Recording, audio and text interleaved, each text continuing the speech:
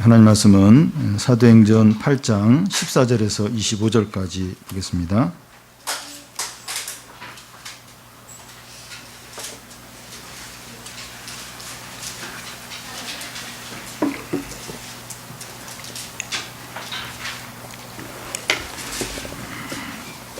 사도행전 8장 14절에서 25절까지 신약 200페이지 부분입니다.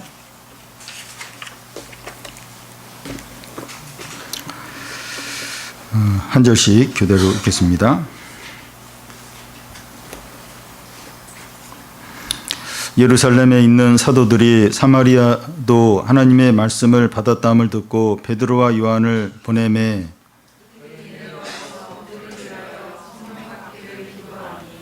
이는 아직 한 사람에게도 성령 내리신 일이 없고 오직 주 예수의 이름으로 세례만 받을 뿐이더라.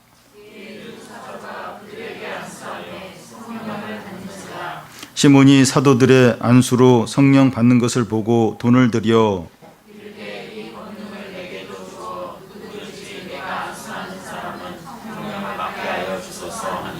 베드로가 이르되 내가 하나님의 선물을 돈 주고 살 줄로 생각하였으니 내 은과 내가 함께 망할지어다. 하나님 앞에서 내 마음이 가르지 못하니 이 노예는 내가 관계도 없고 금기될 것도 없느니라. 그러므로 너의 이 모든 이 악함을 회개하고 주께 기도하라. 혹 마음에 품은 것을 사하여 주시리라.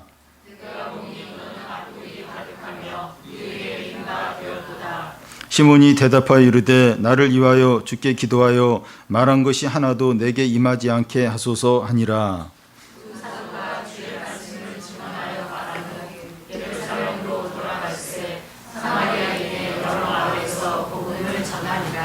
아멘. 사람들이 어떤 그 사고나 계기를 통해서 그 인생이 달라지는 경우가 있습니다. 어떤 분은 이 좋은 친구를 만나서, 어떤 분은 이제 책을 통해서, 또 어떤 분은 힘든 이제 군대 생활을 하면서, 어떤 분은 이제 결혼 생활을 통해서, 어떤 분은 그 인질로 잡히는 그런 경험을 통해서 새롭게 이렇게 변화되는 경우가 있습니다. 이런 특별한 만남이나 이 고난이 없었다면 자기만을 위해서 살았을 텐데, 이런 일을 통해서 이제 의미 있고 이제 남을 위해서 살게 되었다면 유익한 겁니다. 우리는 지난주 말씀을 통해서 이 한 지역 사람들이 집단적으로 변하는 것을 봤습니다. 사마리아 사람들은 빌립이 전하는 하나님의 말씀을 듣고 크게 기뻐했습니다. 빌립이 그리스도를 백성들에게 전하니까 한 마음으로 다 따르고 다 이제 세례를 받고 그 성에 큰 기쁨이 넘쳤습니다. 사마리아 사람들은 그동안 이제 그들이 추구하고 믿어왔던 이 시몬의 마술에서 벗어나서 하나님의 백성이 된 겁니다. 이 사마리아인들의 이런 변화는 도덕적으로 윤리적으로 이제 단지 변화된 것이 아니라 근본적으로 다 근본적으로 변한 겁니다. 사람의 인생에서 이제 한두 번 큰 전환기를 맞게 되는데 이 가장 중대하고 이 근본적인 기본적인 전환은 예수님을 만날 때입니다. 어떤 사람이 예수님을 인격적으로 만나게 되면 술, 담배 끊고 방탕한 생활을 더 이상 하지 않는 정도가 아니라 그 삶의 본질적인 변화가 찾아오게 됩니다. 하는 일이나 친구 관계나 가족 관계나 이 취미 생활에 이르기까지 모든 것이 근본적으로 새롭게 달라지게 됩니다. 성령이 그의 모든 것을 새롭게 하시기 때문입니다. 이 성령이 하시는 일은 이 사람들로 하여금 죄를 깨닫게 하고 하나님의 말씀을 이해하게 이제 합니다. 사람이 성령을 조절할 수 없습니다. 성령이 언제 어떻게 임하실지 우리는 전혀 예상을 할 수가 없습니다. 기도 중에나 찬양 중에나 혼자 이제 큐티를 할 때나 또 다른 성도와 이야기할 때나 예배 중에 성령이 이제 임하실 수 있는 겁니다. 언제 성령이 우리 가운데 임할까? 그걸 알 수도 없고 또 사람이 이렇게 조정을 할 수가 없습니다. 사람에게 일어날 수 있는 가장 놀랍고 위대한 일이 성령이 우리에게 임해서 우리를 새롭게 하는 겁니다. 성령만이 우리를 죄의 노예 상태에서 하나님의 백성이 되게 만듭니다. 성령만이 새로운 생명을 주고 새로운 성품을 주고 새로운 삶을 주십니다. 그러니까 우리가 인생에서 겪는 여러 일을 통해서 사람이 이렇게 바뀌는 경우가 있어요. 근데 이 성령만이 우리를 본질적으로 새로운 성품을 주고 새로운 삶에 살게 하고 새로운 인생을 살게 하십니다. 성령만이 감당할 수 없는 일을 감당할 수 있는 능력을 주시고 모든 고통과 슬픔을 이길 수 있는 큰 기쁨을 주시고 말씀을 깨달아 적용하며 살 수 있게 이제 하십니다. 그러니까 우리가 이제 다른 어떤 경험을 통해서 어떤 새로운 어떤 걸 느끼고 또 좀 달라지기도 하는데 그건 어떤 면에서 피상적인 거예요. 한 부분이고 이 성령만이 진짜 사람을 완전히 새롭게 변화시키고 모든 어려움을 이길 수 있는 능력을 주시고 모든 고통과 슬픔을 이길 수 있는 큰 기쁨을 이 성령이 주십니다. 성령은 우리가 예수님을 믿을 때만 필요한 것이 아니라 우리가 남은 전 삶 가운데 이 성령이 얼마나 필요하고 또 중요한지 모릅니다. 그런데 오늘 말씀에 보면 이 사마리아인들에게 이상한 일이 이제 생기는 것을 볼 수 있습니다. 14절에서 그 16절까지 보면 예루살렘에 있는 사도들이 사마리아도 하나님의 말씀을 받았다함을 듣고 베드로와 요한을 보내매 그들이 내려가서 그들을 위하여 성령 받기를 기도하니 이는 아직 한 사람에게도 성령 내리신 일이 없고 오직 주 예수의 이름으로 세례만 받을 뿐이더라. 사마리아 사람들이 이 빌립의 전도로 이제 믿음을 갖게 되었다는 소문이 예루살렘에까지 전해졌습니다. 그래서 베드로와 요한이 사마리아에 내려오게 됩니다. 어떻게 된 일인지 조사하고 확인을 하기 위해서입니다. 여기 이제 요한이 이제 사마리아에 내려오게 된다고 했는데 2, 3년 전에 이때 말고 2, 3년 전에 요한을 포함한 예수님의 일행이 이제 사마리아 마을을 통과하려고 하는데 사마리아 사람들이 유대인들이라고 못 가게 이제 막았던 겁니다. 그때 요한이 예수님께 이 하늘에서 불이 내려오게 해서 이 마을을 다 불태워버리면 어떻겠냐고 이런 제안을 요한이 했었습니다. 그런데 이런 요한이 변해서 이 사마리아 사람들 구원하러 지금 온 겁니다. 성령이 요한을 이렇게 바꾼 거예요. 뭐 오래된 것도 아니고 2, 3년 전에 이 사마리아 사람들도 딱 불태워서 멸망시키면 좋겠다고 이런 얘기를 했는데 이 성령으로 요한이 변화되어서 이제 사마리아 사람들 구원하기 위해서 이제 이곳에 찾아오고 있습니다. 베드로와 요한이 이 사마리아 사람들에게서 발견한 것이 뭔가 하면 아직 한 사람도 성령을 받은 일이 없다는 겁니다. 예수님의 이름으로 세례를 받았는데 아직 성령을 받은 사람이 아무도 없다는 겁니다. 그래서 베드로와 요한이 이제 사마리아 사람들이 성령을 받도록 이제 기도를 이제 하게 됩니다. 이 부분은 이제 신학적으로 많은 논쟁이 있는 부분입니다. 본문 말씀 그대로 보면 이 신앙에는 두 단계가 있는 것처럼 보입니다. 첫 단계는 예수님 믿고 세례를 받아 하나님의 자녀가 되는 단계이고 두 번째 단계는 안수 기도를 통해서 성령을 받는 이 두 번째 단계가 이제 있는 겁니다. 이 오순절 개통의 순복음 교회에서는 신앙의 이 두 단계 이걸 이렇게 믿어요. 이런 줄로 이렇게 확신을 합니다.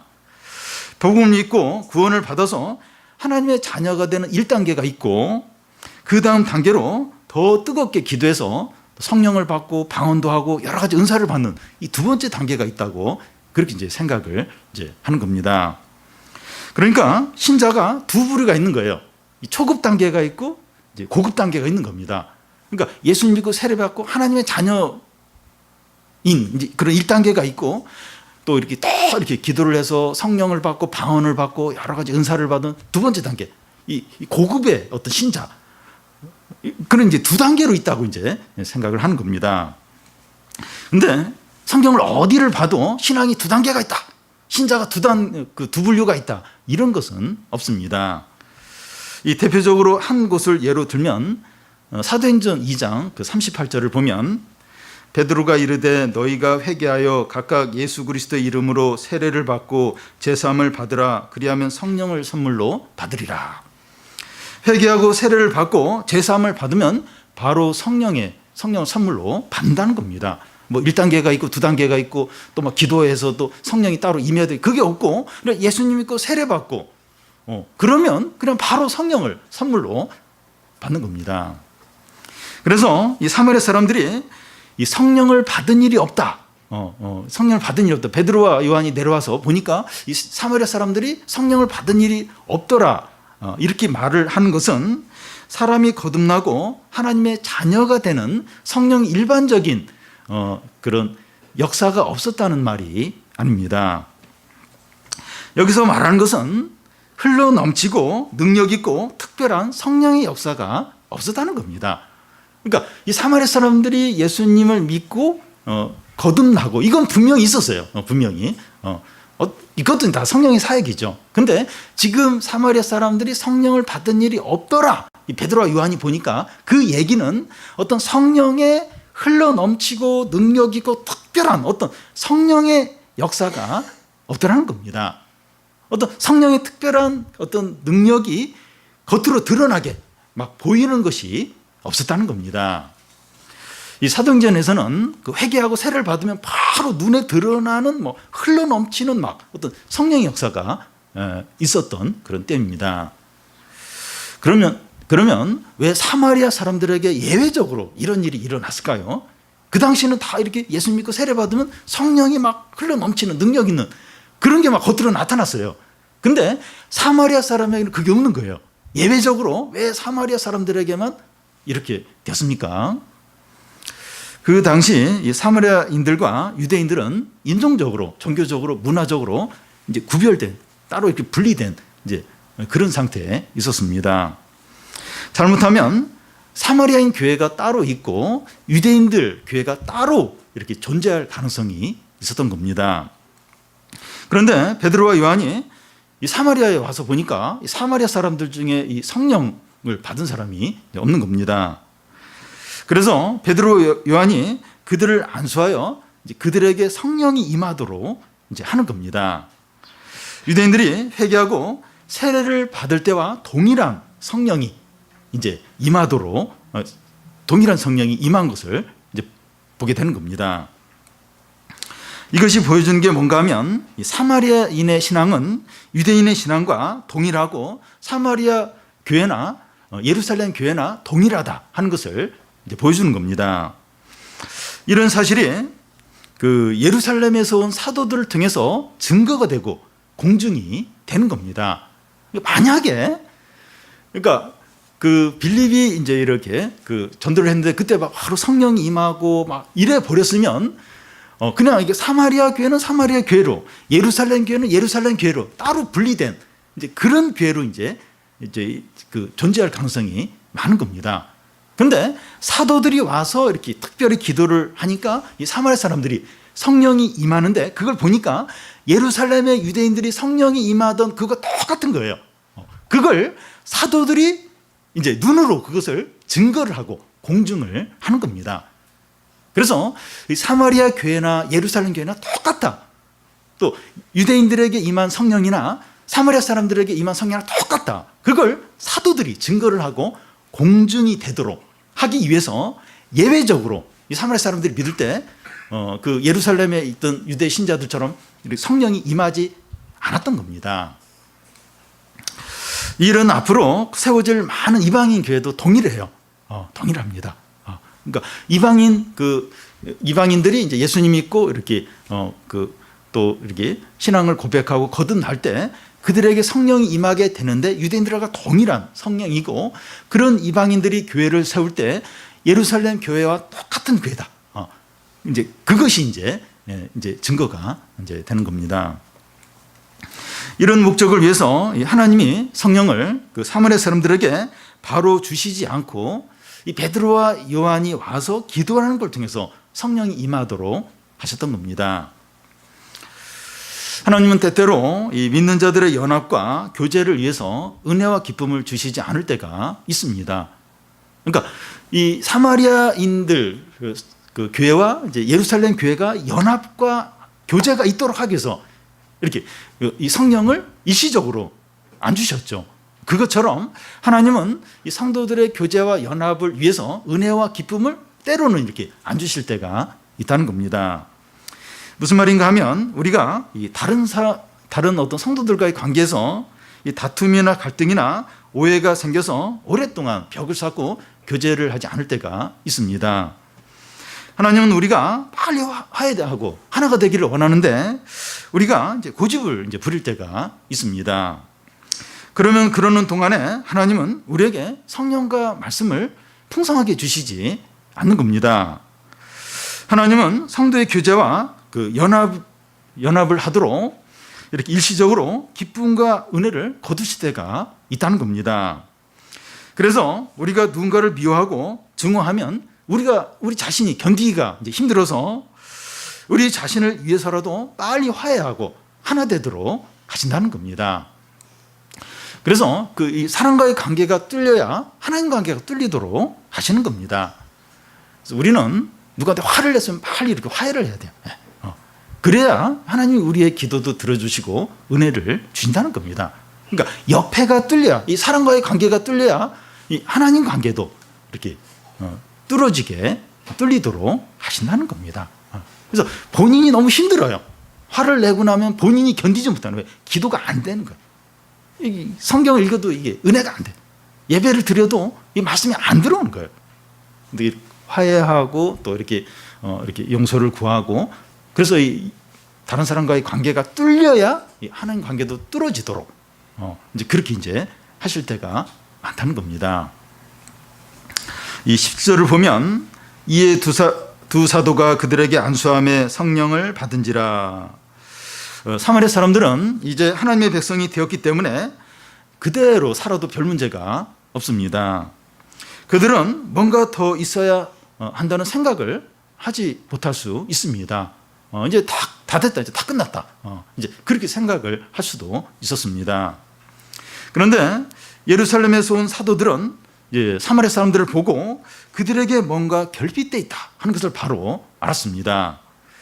복음을 듣고 세례를 받고 하나님의 자녀가 된 것이 전부가 아니라는 겁니다. 이게 굉장히 중요하죠. 결정적이죠. 그런데 이렇게 예수님 믿고 세례 받고 하나님의 자녀가 된 게 전부가 아니라는 겁니다. 이제 그들은 세상 가운데서 새로운 삶을 살아야 되는데 세상이 절대 만만치가 않은 겁니다. 예수 믿고 거듭나고 하나님 자녀가 되고 놀랍죠. 근데 그렇게 돼서 이제 세상에서 살아야 되는데 세상이 절대로 만만하지 않은 겁니다. 핍박이 있어요. 어려움이 닥치고 유혹들이 있다는 겁니다. 예수님을 믿으면 유혹이 없어야 되는데 유혹이 와요. 유혹이 더 아주 집요하게 오기도 하고 어려움이 와요. 어려움. 예수님 믿고 하나님 자녀가 되는데 어려움이 와요. 그래서 이걸 이렇게 감당을 해야 돼요. 감당을 하려면 하나님의 지혜와 능력이 있어야 된다는 겁니다. 이게 성령 충만할 때 하나님의 능력과 지혜가 임하면서 그러면서 이제 이 세상 가운데서 믿음을 지킬 수 있게 되는 겁니다. 그래서 이 필요한 게 뭔가 하면 성령 충만입니다. 성령이 컵에 이제 물이 넘치는 것처럼 넘쳐야 합니다. 성령의 넘치는 은혜와 놀라운 지혜와 큰 능력이 있어야 됩니다. 그러니까 예수님 믿으면 기본적으로 어떤 성령이 있어요. 있는데 이제 그 정도는 안 되고 이렇게 컵에 물이 넘치는 것처럼 성령이 흘러 넘치는 이제 그게 이제 돼야 됩니다. 성전 미문에 구걸하는 안진뱅이를 나사렛 예수의 이름으로 일으켜 걷게 한 그런 능력, 그런 파워가 있어야 하고, 공회 앞에서 베드로가 담대히 말했던 것 같은 이 담대함, 대장과 이 장로들 앞에서도 아주 담대하게 하나님 말씀보다 사람 말씀 듣는 게 더 옳은가 생각하라 이러면서 뭐 담대함이 있어야 되고, 또 사도들이 이 책찍질을 당하면서도 기뻐했던 것처럼 큰 기쁨이 있어야 되고, 스데반이 돌에 맞아 죽어가면서도 천사의 얼굴을 했던 것처럼 그런 평안함, 어떤 상황에서라도 이런 평안함이 있어야 됩니다.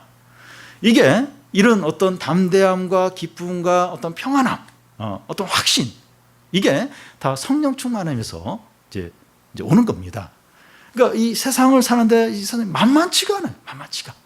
그래서 이 성령 충만함이 있어야 하는 겁니다. 하나님은 이 사마리아 사람들이 이런 놀라운 삶을 살기를 원하셨습니다. 사마리아 사람들이 세례받고 이 구원을 이제 받은 것만 해도 감사하죠. 감사한 일입니다. 그런데 하나님은 사마리아 사람들이 성령 충만해서 큰 기쁨, 어떤 담대함, 어떤 능력, 평안함, 이걸 가지고 살기를 원하셨습니다. 하나님은 오늘 우리들에게도 그러합니다. 우리가 예수를 믿고 그리스도인 된 것만 해도 감사하죠. 너무 큰일입니다. 근데 그게 전부가 아닙니다. 우리가 성령 충만한 가운데 큰 능력과 기쁨과 용기와 평안함을 가지고 살기를 원하십니다. 예수께서 십자가에 죽으시고 부활하시고 하나님 보좌 우편에서 성령을 내려주신 목적이 여기에 있습니다. 우리 구원하기 위해서죠. 하나님 자녀 되기 위해서죠. 근데 그게 전부가 아니라 성령 충만한 가운데 큰 능력과 기쁨과 평안과 확신과 이 담대함, 이걸 가지고 세상에서 살도록 하기 위해서 예수님이 죽으시고 부활하시고 하나님 보호자 우편에서 성령을 우리에게 내려주셨다는 겁니다. 우리는 그리스도인이 되었기 때문에 우리 안에 성령이 계시다는 이 사실만으로는 충분하지 않습니다. 예수 믿기 때문에 당연히 성령이 계시죠. 성령이 계시다.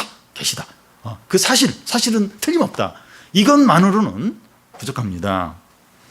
우리가 사소한 일에 쉽게 짜증을 내고 불평하고 또 화를 내고 남과 비교하면서 질투하고 또 막연한 두려움 가운데 사로잡힌 이유가 뭡니까? 예수 믿는데 하나님 자녀인데 너무 쉽게 짜증을 내요. 너무 이렇게 막 두려움 가운데 염려 가운데 빠집니다. 너무나 쉽게 화를 막 내요. 그 이유가 뭡니까? 성령이 이 바닥에 조금 고여있기 때문입니다. 거듭나서 하나님 자녀예요.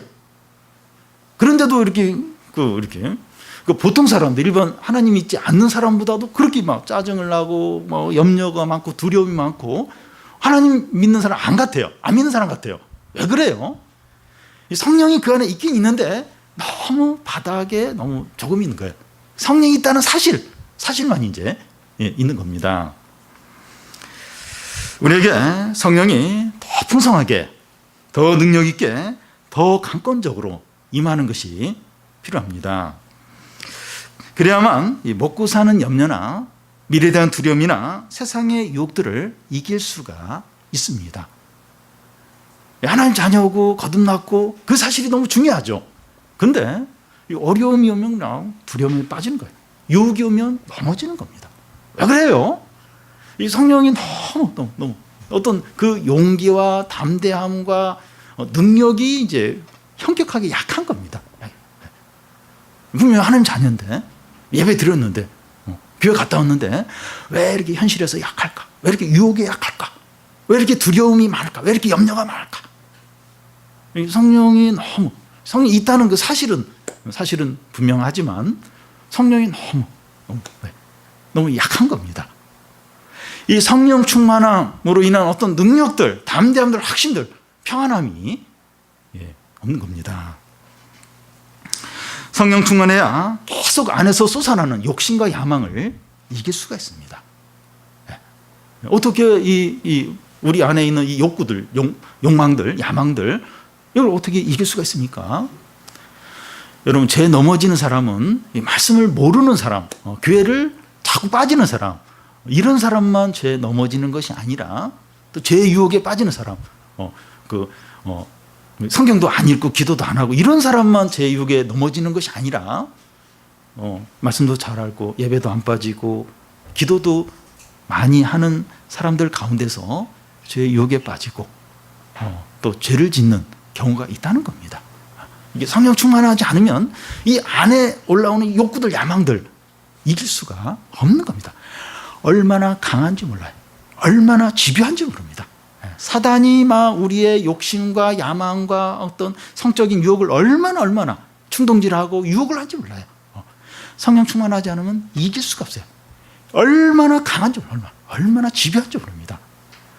여러분, 신앙이 좋은 사람들이 이렇게 넘어지는 어떻게 그럴 수 있을까? 어떻게 이해가 안 돼요. 그렇게 말씀을 잘하는 사람이 그렇게 근데 이 욕구와 이 욕망이 엄청나. 성령 충만하지 않으면 못 이겨요. 넘어지게 됩니다. 그래서 우리는 이 바울이 디모데에게 이제 내 안에 하나님의 은사를 부릴 듯하게 하라 이렇게 말했던 것처럼 성령이 우리 안에 막 불타오르도록 막 넘쳐나도록 구해야 됩니다. 성령 충만은 가만히 있어도 자동으로 되지 않습니다. 자동으로 이렇게 스위치 하나 누르면 자동으로 꽉 이렇게 채워지고, 우리 정수기에 물 되면 이게 확 나오잖아요. 채워지잖아요. 그냥 이렇게 하면 성령 충만이 자동으로 되고, 그게 아니라는 겁니다. 베드로와 요한이 사마리아 사람들이 성령을 받도록 간절하게 안수기도 했던 것처럼 성령을 간절히 부르짖으며 구해야 됩니다. 성령 충만해지라고 몸부림을 쳐야 돼요. 몸부림. 여러분, 우리에게 너무 중요하고 필요한 것이 있으면 부르짖어요. 그걸 막 얻으려고 몸부림을 칩니다. 우리나라는 이렇게 비가 많이 오긴 오지만 폭우가 이렇게 많이 안 내렸는데, 이렇게 지난번에 청주에 충북 지역에 막 비가 많이 와가지고, 근데 막 해서 막 수해가 나고 먹을 물이 없을 때, 물이 없어요. 물이 없을 때 이 그 물 나눠주는 차가 와서 이제 물 나눠주겠다 이러면 막 줄을 길겠습니다. 어떻게 해서든지 그 물 받으려고 이제 할 겁니다. 우리 자녀가 막 열이 나면서 막 흰자가 보이고 막 몸을 떨고 막 고열이 날 때 응급실에 안고 달려가죠. 그래서 의사 선생님한테 어떻게 해서든 애 열이 떨어지도록, 애가 치료되도록 막 사정을 할 겁니다. 우리는 이 성령 충만해지기 위해서 이런 절박함으로 하나님께 나가야 합니다. 어떻게 해서든지 이 기도 시간이나 또 성경 읽는 시간이나 예배 시간을 내려고 애를 써야 됩니다. 여러분, 이 하나님과 관계되는 거 눈에 안 보여요. 그리고 안 해도 아무 당장에 무슨 손해가 없어요. 그래서 이런 하나님과 관계되는 부분을 양보하고 포기하기가 얼마나 쉬운지 몰라요. 바쁘면 제일 먼저 하나님과 관계되는 시간을 이렇게 자르고 이렇게 포기하기가 얼마나 쉬운지 몰라요. 그래서 애를 써야 돼요. 이렇게 기도할 시간이나 성경을 읽을 시간이나 예배를 드릴 시간을 애를 쓰면서 확보를 하려고 해야 됩니다. 그리고 이 성령 충만에 방해가 되는 것을 적극적으로 버려야 됩니다. 여러분, 이 은혜와 말씀과 또 하나님의 어떤 축복하고 반대가 되는 게 있어요. 이게 안 맞는 게 있어요. 안 맞는 게. 죄나 어떤 욕심이나 또 어떤 음란한 거나 또 어떤 악한 거나 거짓된 거나 이런 건 이렇게 하나님 은혜와 성령은 안 맞아요. 이게 같이 있을 수가 없습니다. 이런 것들을 버려야 돼요. 이렇게 뭐라 돼? 죄나 욕심이나 악한 거나 이런 것들, 음란한 거나 이걸 우리 안에서 몰아내야 그래 은혜와 말씀과 어떤 성령이 우리 가운데 역사를 한다는 겁니다. 그래서 우리가 이런 걸 차단을 안 하고 왜 나한테는 은혜가 없을까? 왜 성령의 어떤 충만함이 없을까? 없죠. 당연히. 이게 같이 있으면. 여러분, 귀한 요리를 했는데 그 요리를 어디에 담겠습니까? 뭐 좋은 그릇에 물론 담겠지만 깨끗한 그릇에 담게 되죠. 일단 뭐가 없는, 뭐 안 묻어져 있는, 그 그릇에 뭐가 안 들어있는, 이렇게 찌꺼기 같은 게 없는 깨끗한 그릇에 좋은 음식을 담게 된다는 겁니다. 성령의 은혜가 얼마나 깨끗한 겁니까? 얼마나 귀한 겁니까? 이 그릇이 깨끗하지 않으면 이게 담을 수가 없는 거예요. 주님이 줄 수가 없는 거예요. 성령이 같이 못 계신다는 겁니다. 그래서 우리가 이제 성령 충만하려면 우리를 이렇게 마음을 깨끗하게 해야 돼요. 우리 생활에 이렇게 하나님 싫어하는 거 버리고 첫 번째 그겁니다. 첫 번째. 그래야 이제 성령이 우리 가운데 임하게 됩니다. 그래서 뭐 스마트폰 이런 보는 시간이나 또 여러 가지 복잡하고 바쁜 어떤 그런 생활들을 단순하게 한다거나 또 사람들 만나는 또 유익하지 않는 그런 만남은 그냥 이렇게 절제하는 거예요. 근데 안 만나면 안 되는, 꼭 만나야 되는, 그럼 빨리 만나요. 이게 너무 오랫동안 만나지 않고 그냥 좀 짧게 용건만 이야기하고 돌아오는 거죠. 그러니까 어떻게 해서든지 이 성령 충만에 방해되는 것들은 줄이는 겁니다. 포기를 하는 겁니다. 성령 충만은 절박하게 구하는 자에게 주십니다. 그래서 그 엘리야가 이렇게 그 비가 내리도록 기도하는 거 보면 그 손바닥 구름만한 구름이 나타나기 위해서 기도하는 거 보면 그 자기 그 허벅지에 머리를 막 쳐박고 기도를 합니다. 계속해서 쳐박고 기도하고 또 살았다가 뭐 아기를 살릴 때 보면 그 죽은 애 위에 올라가서 그 아이와 입을 같이 맞추고 손을 같이 대고 또 발은 같이 대고 온몸을 애 위에 죽은 아이의 몸에 대면서 여러 번에 걸쳐서 전심으로 기도하는 것을 보게 됩니다. 그러니까 그런 어떤 간절함으로 절박함으로 이게 성령이 우리 가운데 임하도록 성령 충만해지도록 그렇게 이제 구해야 한다는 겁니다. 사마리아 사람들은 베드로와 요한의 안수 기도를 통해서 이 성령이 그들 가운데 충만하게 임하자 큰 기쁨과 영광을 누렸습니다.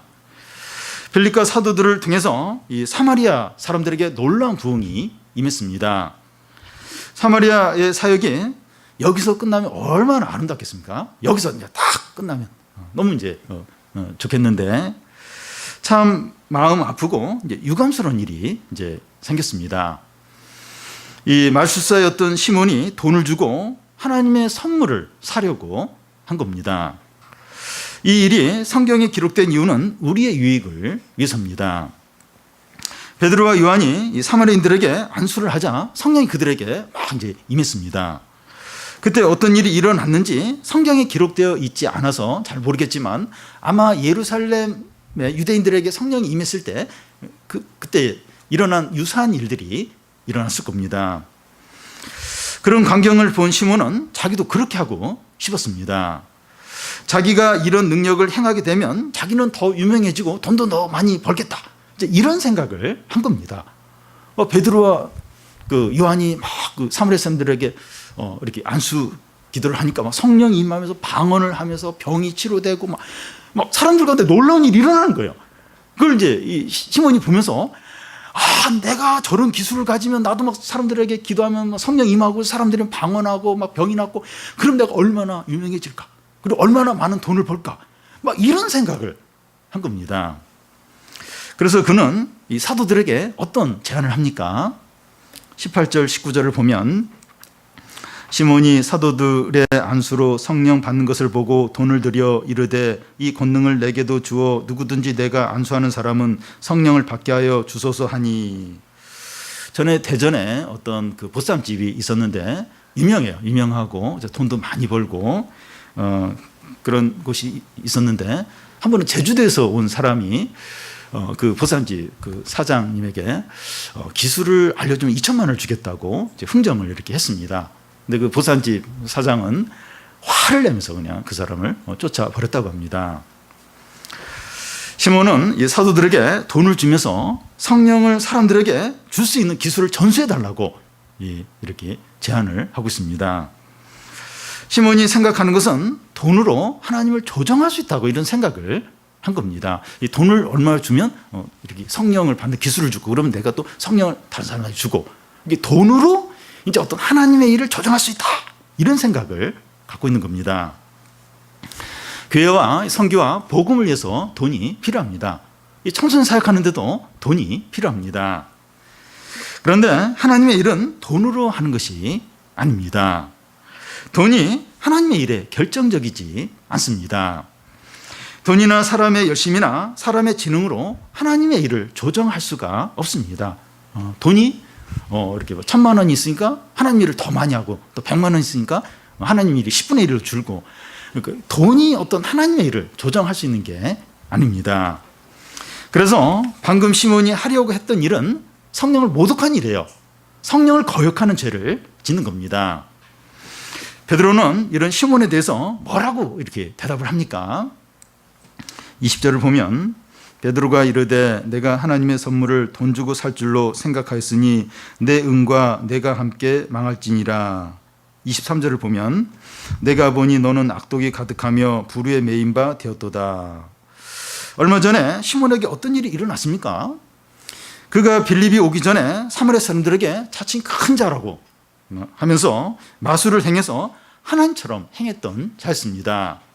그런데 그는 빌립이 와서 이 하나님의 말씀을 전하고 막 병자들을 고치고 귀신들을 쫓아내는 것을 보면서 그도 예수님 믿고 세례를 받고 빌립을 쫓았습니다. 그래서 시몬도 그 하나님의 백성 중에 한 사람으로 이 사마리아 교회에 속한 것처럼 보였습니다. 그런데 그는 이제 어떤 자로 드러나고 있습니까? 악독이 가득하고 불의의 매인 자 이제 된 겁니다. 이것은 어떤 상태를 말하는가 하면 영혼과 마음이 사단의 올무에 완전히 매여 있는 것을 가리킵니다.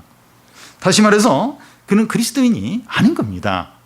그런데 이런 일이 일어나기 전까지는 몰랐던 거예요. 이 사람이 그리스도인이고 아주 참 열심히 많은 진짜 사람이 완전히 새 사람이 된 아주 믿음이 좋은 사람으로 보였던 겁니다. 그러니까 막 얼마나 열심히 빌립을 쫓아가고 막 빌립에게 막 이렇게 빌립을 잘 섬기고 또 막 이렇게 어떤 믿음의 어떤 그런 모습들을 많이 보였던 거예요. 근데 이 일을 통해서 그 마음과 영혼이 사단에게 완전히 매여 있구나. 아직 그리스도인이 아니구나 하는 것이 이제 드러났습니다. 시몬의 이런 일이 우리에게 교훈하는 게 뭡니까?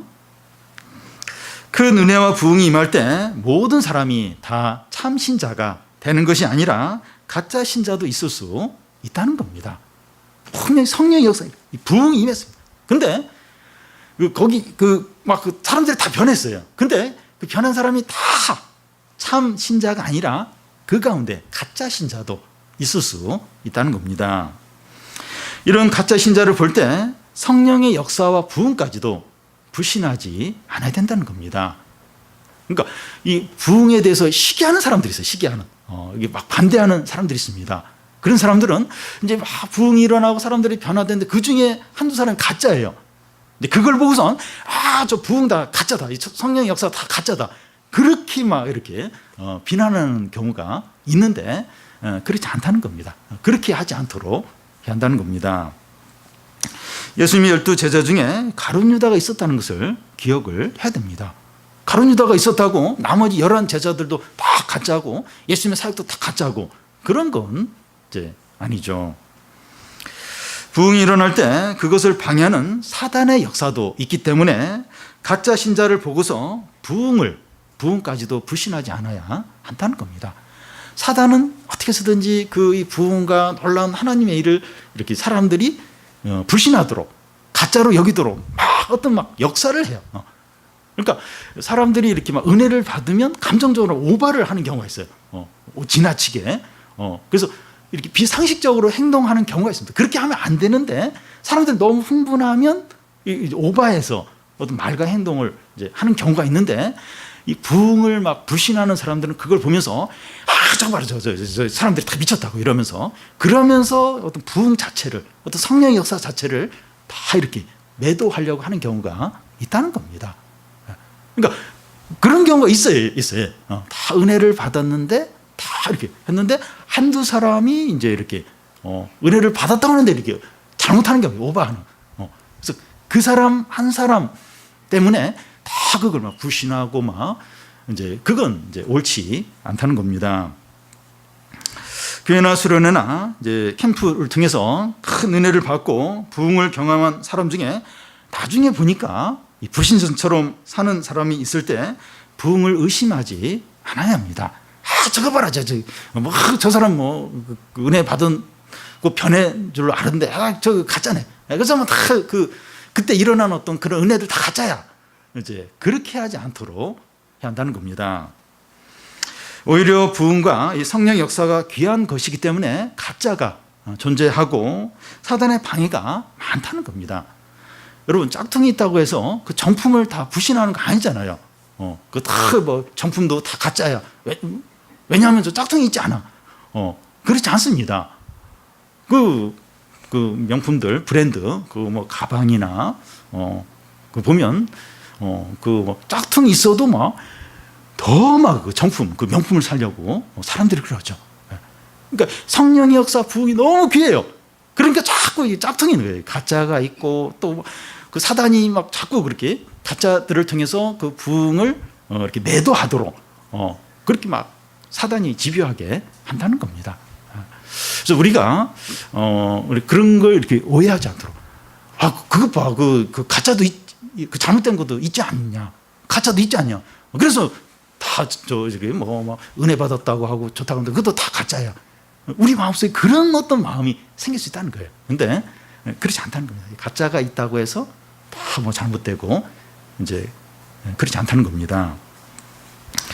그리고 이제 이런 시몬을 보면서 우리가 기분이 좋아요. 행복하고 은혜 받은 것 같더라도 말씀과 성령의 은혜를 통해서 내가 이렇게 좀 바뀐 건지 점검을 해야 한다는 겁니다. 그러니까 우리가 이렇게 굉장히 해피할 수 있어요. 해피하고 막 이렇게 막 흥분도 되고 은혜를 분명히 받는 것 같아요. 근데 내가 지금 약간 기분이 돼서 흥분돼서 그런 건지 진짜 말씀과 성령으로 은혜를 받아서 내가 이제 바뀐 건지 그걸 점검을 해야 된다는 겁니다. 그래서 살아있는 믿음을 가져야 한다는 거예요. 왜냐하면 가짜가 있을 수 있는 거예요. 가짜가. 그래서 이 말씀과 성령으로 은혜를 받고 내가 이제 살아있는 믿음을 갖고 진짜 그런지 스스로 확인을 해야 한다는 겁니다. 우리 자신을 신뢰하면 안 되고 하나님을 신뢰를 해야 돼요. 너무 자기 어떤 신념, 자기 확신, 하나님을 신뢰해야 돼요. 우리의 기분과 감정보다도 성령과 말씀을 믿어야 됩니다. 내가 지금 기분이 좋지 않아? 내가 지금 너무 행복하지 않아? 그럼 분명히 은혜를 받고 나는 이렇게 바른 신앙을 가진 거야. 근데 1시간 후에 기분이 안 좋아요. 무슨 일로 짜증이 나요. 내가 은혜를 받은 게 아니구나. 나는 믿음이 없구나. 그러니까 이게 감정과 기분을 너무 이렇게 좌우되면 신앙이 왔다 갔다 해요. 아침 저녁이 다르고 누구 만나고 안 만나고 헤어진 후에 다르고 그러니까 매번마다 해가 뜨면 좋은데 비가 오면 또 이렇게 안 좋아지고 날씨가 따뜻하면 괜찮은데 날씨가 추우면 또 이렇게 침체가 되고 뭐 그런 식이에요. 그래서 이렇게 이 감정과 기분보다도 하나님의 말씀과 성령을 신뢰를 해야 되는 거예요. 어떤 때는 기분이 안 좋고 또 이렇게 확신도 안 들고 어떤 의심과 불신이 가득 밀려올 때가 있어요. 하나님 자녀도 아닌 것 같고 하나님 날 버린 것 같고 그러니까 너무 이제 마음 상태가 안 좋을 수 있어요. 이제 그렇다 할지라도 하나님은 나를 위해서 독생자를 주셨고 또 말씀에 보면 나를 사랑하시고 그래서 내 감정과 상관없이 그 하나님이 행하신 일을 믿는 거죠. 확신을 하는 거죠. 마치 이것과 같은데요. 이제 결혼한 지 한 10년, 20년 지나면 이게 식어요. 이렇게 마음이 식을 수 있는데 물론 안 그런 부부도 있지만 그러면 서로 뭐 사랑하는 것 같지도 않아요. 그래서 우리가 부부 맞나? 그러니까 기분과 느낌은 그럴 수 있어요. 그런데 기분과 감정이 그렇다 할지라도 부부죠. 예. 그래 지금은 약간 마음이 그렇지만 서로 이제 신뢰하고 사랑하는 관계고. 근데 기분과 감정은 남남처럼 그렇게 느껴질 수가 있다는 겁니다. 그러니까 어떤 기분, 감정이 중요한 게 아니라 우리는 결혼했고 부부고 그런 사실이 중요한 거죠. 그래서 우리 신앙도 기분과 감정과 느낌이 그게 절대적인 것이 아니라 내가 예수를 믿고 십자가를 믿었고 또 하나님이 나를 사랑하시고 또 내가 거듭났고 내가 감정과 기분은 그게 안 느껴지더라도 주님이 나를 위해서 행하신 그걸 붙드는 거죠. 그걸 의지를 하는 거죠. 그래서 이게 나를 이제 나보다도 하나님을 더 신뢰하고 기분과 감정보다도 말씀과 성령을 더 신뢰하고 그게 이제 바른 이제 믿음입니다. 베드로가 이런 시몬에게 무엇이라고 말합니까? 22절을 보면 그러므로 너의 이 악함을 회개하고 주께 기도하라. 하나님께 기도를 하라는 겁니다. 자신의 죄와 불의를 아파하고 불신앙을 고백하며 회개를 하라는 겁니다. 시몬과 같은 자도 예수님의 이름을 부르며 회개를 하면 용서를 받을 수 있었습니다. 그런데 시몬은 어떤 기도를 합니까? 24절을 보면 시몬이 대답하여 이르되 나를 위하여 주께 기도하여 말한 것이 하나도 내게 임하지 않게 하소서 하니라.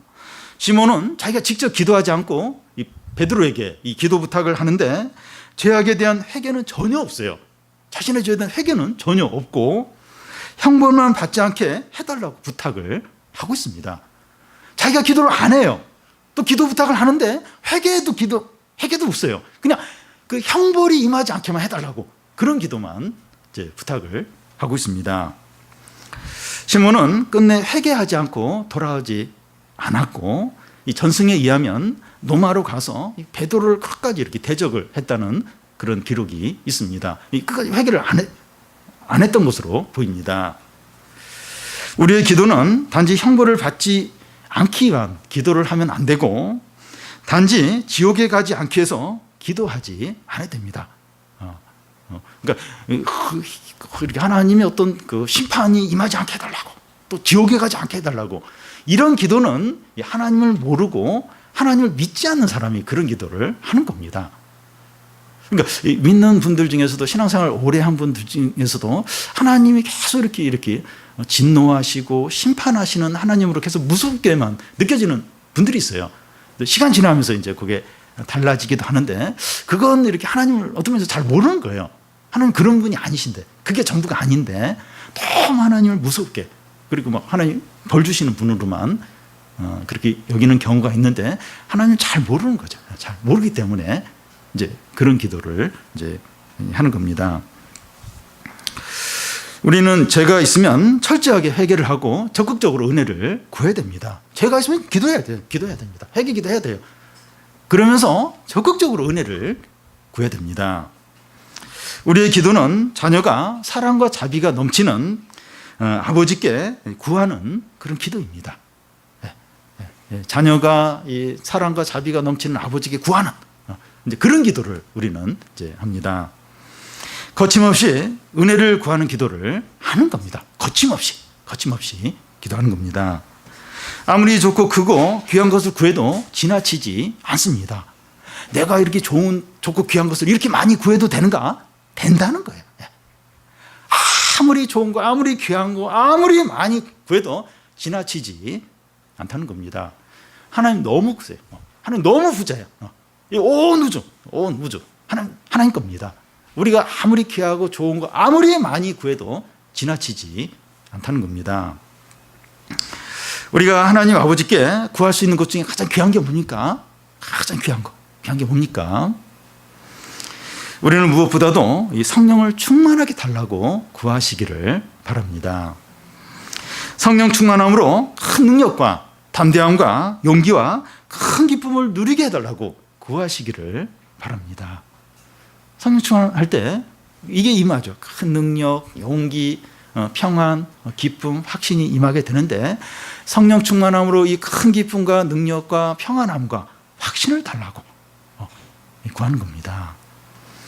적극적으로 절박함으로 마음을 다해서 지속적으로 구하시기를 바랍니다.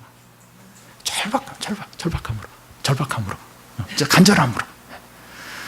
그래서 영국의 그 연방의 그 웨일즈라는 곳이 있는데, 거기서 이렇게 한 100년 전에 큰 부흥이 일어났는데, 교인들이 모이면 주된 기도가 성령을 구하는 거예요. 몇 시간이고 우리에게 성령을 부어달라고.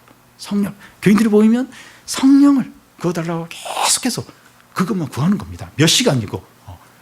거기에 큰 부흥, 성령이 임하면서 몇 개월간 큰 부흥이 임한 적이 있었습니다. 그래서 우리가 이제 다른 것도 구하지만 성령을 절박함으로 간절하게 몸부림을 치면서 구하는 겁니다. 왜냐하면 이게 제일 큰 거기 때문에. 성령 하나님입니다. 하나님이 내 안에 충만히 임하시도록.